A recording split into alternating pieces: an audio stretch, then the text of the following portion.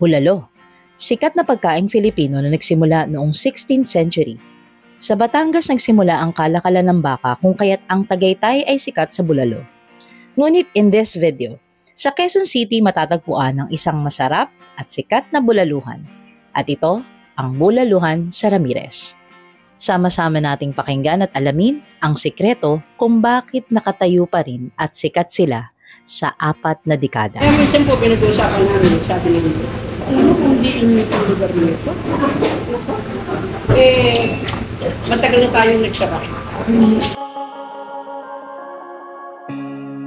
Mga kalong sila, dito tayo ngayon sa Ramirez Bulaluhan dito sa QC. Nako, malamang narinig yun na to, pero tamang-tama yung pagkain ng bulalo ngayon kasi nakita nyo naman bumabagit umuulan. Kaya samahan nyo kaming alamin kung gaano na ba katagal ito, ano ang sikreto sa kanilang pagluluto at negosyo, at sigurado hindi lang kayo mabubusog tama, isip nyo at puso. So tara!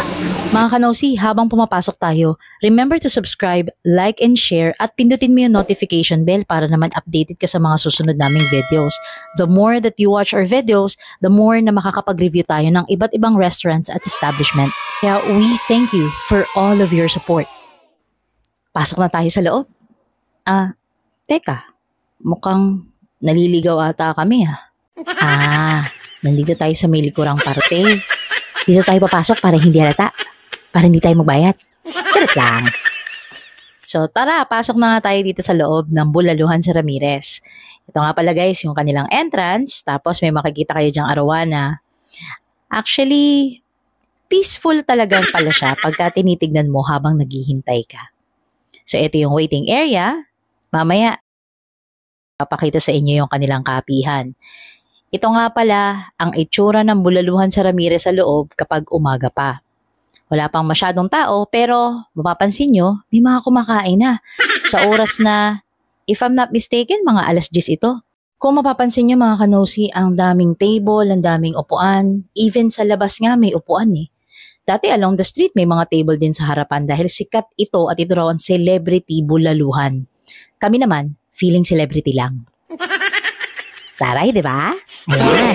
At etong lugar na to ay isa sa mga function rooms nila kung saan iba't ibang artista, players ng basketball, mga kanilang tao sa lipunan ang niladala rito sa loob. Magtigip at paglilibot dito sa Bulaluhan sa Ramirez. Sa dami ng tao at iba't ibang personalidad na bumisita at nag-feature ng lugar na ito, marahil hindi na namin mabilang kung pang ilan pa kami sa mag-feature nito. Pero nais namin talagang malaman kung ano ang sikreto, bakit sikat na sikat ito. Nag-start dito doon sa tapat ng PLDT. Hindi Sa Espanya. Di ba sa PLDT yun? Tapos nasa labas, meron kaming karton. Ang tinda lang nila noon, wala pang bulalo. Ang tinda lang nila noon, sopa, yung tamon, yung ang daming iba tabi-tabi yung mga depas ko. Hanggang sa naisip ng kayo ko na yung pagkain. Kasi ito parang merienda lang eh. Ayun, nag-start kami doon. Ano ba yung kumakain? Hindi pa tapos yung nasa likod na. Ganon, kaano. Kasi noon, magkano lang ang bulalo? Mura lang. Kumakain sila ng bulalo, with rice. Ba't kakakain ng mga lugar-lugar? Tapos taxi, driver, talagang doon sila. Hanggang sa magic namin, nag-start kami 10 kilos na bulalo. Ang isang kilo po ng bulalo, 3 piraso lang. Okay. Tapos, yan, puro talagang kaya, hindi naman talagang ilan lang ba ang baka o alabaw, ilan lang sila. Hanggang sa magalit sabi, tapos yung mga 10 years na, ang kilo na. Dito yung niluluto. Kasi ito, bahay ito, na-inerpila namin. Kaya madalit sabi, yung mga kumakain, binuksan na yung itong kakapanuan. Bahay ito, binuksan. Dito sila. Yung lahat ng kumakain doon, punta sila rin. Paruhay nga doon yung street. Kala nila, yung Ramirez, Aplido. Street yun. Awa ng Diyos, hanggang sa ngayon po, na ganun pa rin. Kung noon 100 kilo, 100 kilo.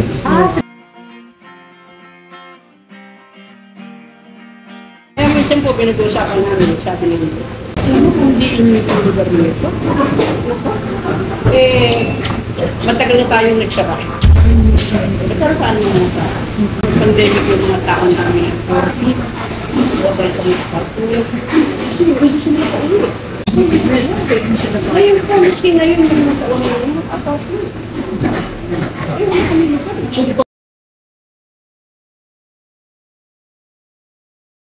opo, pero ano lang, bukas lang ano, puro ano lang. Parang kasi ang iniisip namin noon, paano noon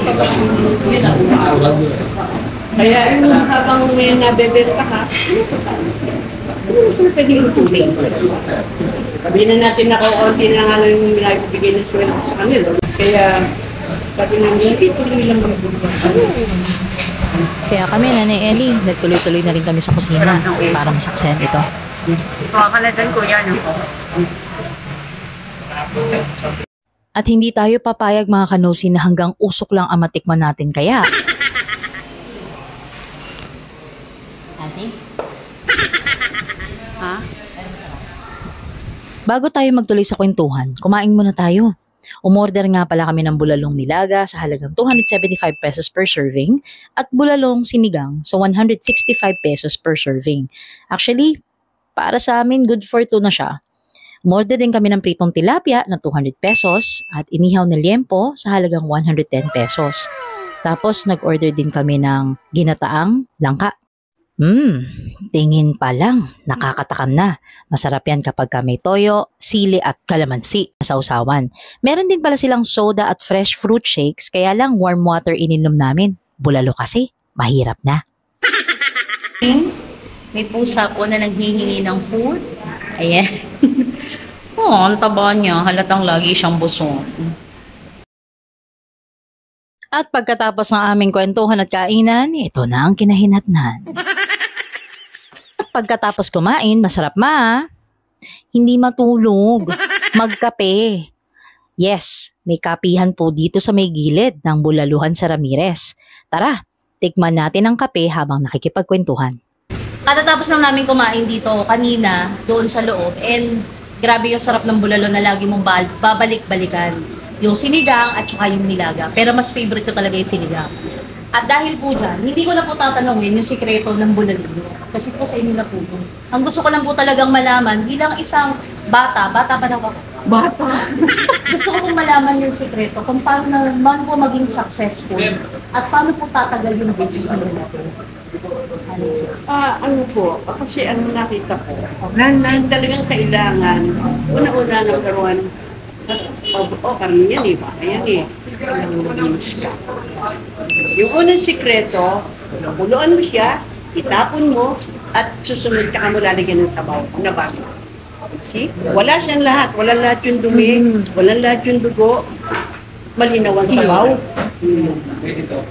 Pero pag kasi yun lang ganun, sagap tayo ng sagap, mahirap yun, nasa ilalim yun. Kaya pagka binigay mo sa customer, parang ang daming Daming dumi. ako. Kasi ikaw nakakain. Yeah. Yan, higupin mo siya ng Malinis. kasi kailangan lang, ang sikreto, bawat pagluluto, ang sikreto, tatangkot-tahid mong mabuti, di ba? Kung yung bawang, sibuyat, ganon. Ayaw mo siyang kumatas. Yung sabaw, yung mismong ano niya. Dahil kasi pag hindi, miski anong klase ng lulutuin, miski manok. Kasi yung iba, di ba agad lalagyan ng sabaw? Kasi kaya mo siya may nakakanta, hindi mo malalis lang. Ginaganon mo pa lang, parang ayaw naman. Diyan kami, no? Kasi lahat Kilala at sikat. at lahat ng aming pangkamoy parang isa. Kaya pag may sinabi, merong ulan dyan. Parang gano'n. Hindi mo pwede nahiyaan. Kasi mabibili eh. Sanay na yung tao dito, di ba? Alam nila, ang lasa ng pagkain dito. Hindi gano'n eh. Hindi gano'n yung amin dito eh. Kasi puso. Oo, tsaka sabi nga niya, ano yung sikreto niyo? Puso. Gusto ko yung ginagawa. Start siya na. May assistant. Hanggang ngayon, di pa natututo assistant. Ano? Ayaw nila siya. Ang nag-ano lang talaga naman, yung sa'yo. Yung at oo, mahal mo yung ginagawa. Oo, mahal yung ginagawa. Kaya nga sinasabi, pag walang pagmamahal, ano man ang gawin mo, Yes. So yun na yung sikreto kung paano yung masarap na bulalo. Tapos sinabi pa po ni nanay kung ano yung sikreto para maging successful. dapat, di ba, sabi nila, ba't ka sabihin yung sikreto ko? Eh, ba't gusto ko umasensulit kayo? Pagpareho tayo, di ba? Ah, Pagka pare-parehong ginawa, sarap na buhay. at pupunta kayo sa bulaluhan pag maging hapon. Customer kayo.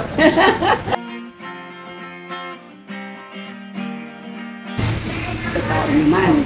Ang ano namin, sabi namin sa aming mga pamangkin, mahalin niyo ito. Kasi pwedeng umalis na kami, di ba? Hindi natin alam. Mahalin niyo ito at pag-aralan niyo kung paano yung ginawa namin dito sa inyong hanap nila. Kasi hindi pwedeng yatid lang na ganun eh. Di ba? Kaya kailangan nandiyan ka. O tingnan mo to, ganito titimbang. Sabi ko, nandiyan ko teacher. I-replicate niyo po. Yeah. Pag sa kusina, sister ko, dito ako sa akin dito. Kanya-kanya kami. Yung may-ari, said kayo ginamit siya. Kaya daw kami 3-in-1 nga daw kami. Talaga kayo po yung mag-work together. Oo. Kaya hindi pwedeng umalis ang dalawa. Ang isa may sigurado na isa. Kasi tatanungin ka may problema? O may nagreklamo. May ganun daw yung pagkain. Anong nangyari? Nasaan ang galing yan? Bakit nagkaganyan? Alam mo na agad. Kung saan po yung problema. Yeah. Kasi hindi, ito na sensitive na ang pagkain. Totoo. Yes. Ayan, iba, pag nalalayo naman din kayo sa iba. Hindi naman ang ano natin sige lang, lahat na yan, dumadaan, pati yung kanin, yung dinadala rito, yung iba, dadaan yung isa. Sa lahat.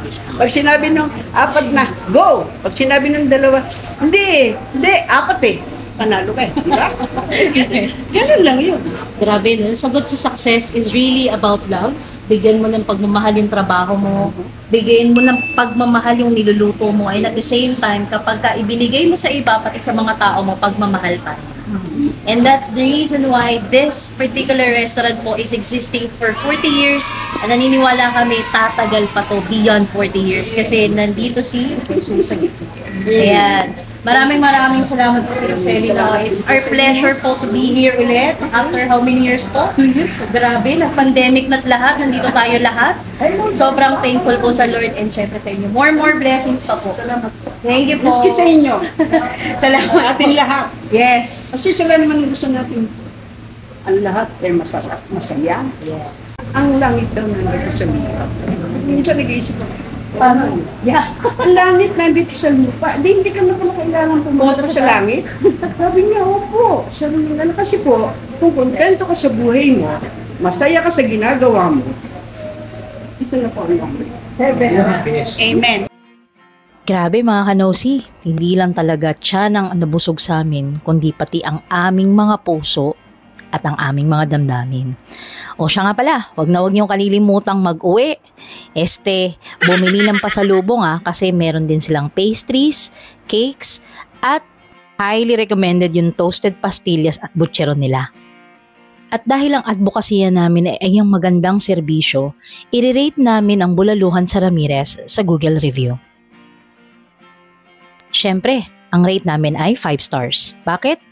Kasi para sa amin talaga masarap ang pagkain dito. Mainit, malinis, at hindi nagbabago yung lasa. Serbisyo, okay na okay talaga yung serbisyo na binigay sa amin ni Jules. Saludo kami sa serbisyo mo at isa kang patunay na kapag mahal mo ang ginagawa mo at mahal ka ng amo mo, siguradong magtatagal ka sa trabaho mo. And lastly, 5 ang rate namin dun sa dating. Ang pagkakaintindi kasi namin dito is yung accessibility, yung itsura ng restaurant, mainit ba yung restaurant? Medyo kasi hindi lahat naka-aircon. Pero yung conference room nila is yes, naka-AC.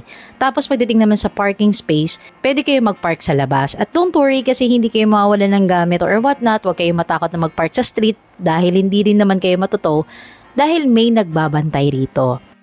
So, ang overall rate namin ay 5. 5 kasi masarap ang pagkain, hindi nagbabago at maganda ang serbisyo. Nakakita kami ng mga hindi magagandang review sa Google a couple of years ago, pero siguro ang kailangan lang talaga rito ay maging consistent sa pagbibigay ng serbisyo. Remember that every feedback matters and makakatulong ito upang mag-improve lalo. And for sure, by addressing these, mas magtatagal at mas magiging matatag ang negosyo.